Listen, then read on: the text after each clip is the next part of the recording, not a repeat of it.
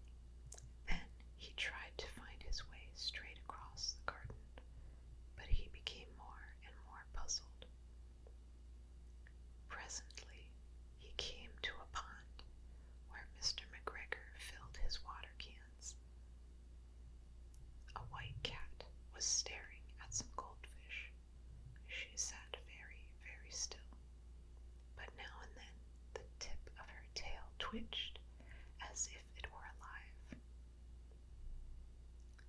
Peter thought it was best to go away without speaking to her.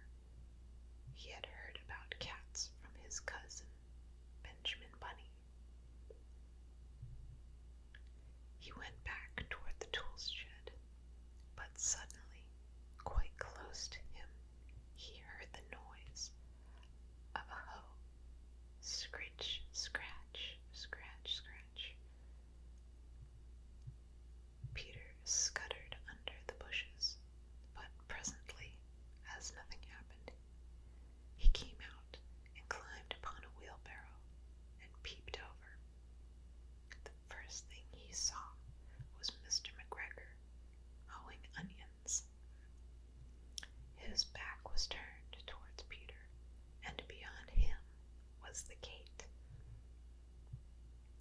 Peter got down very quietly off the wheelbarrow and started running as fast as he could go along the straight walk behind the black currant bushes.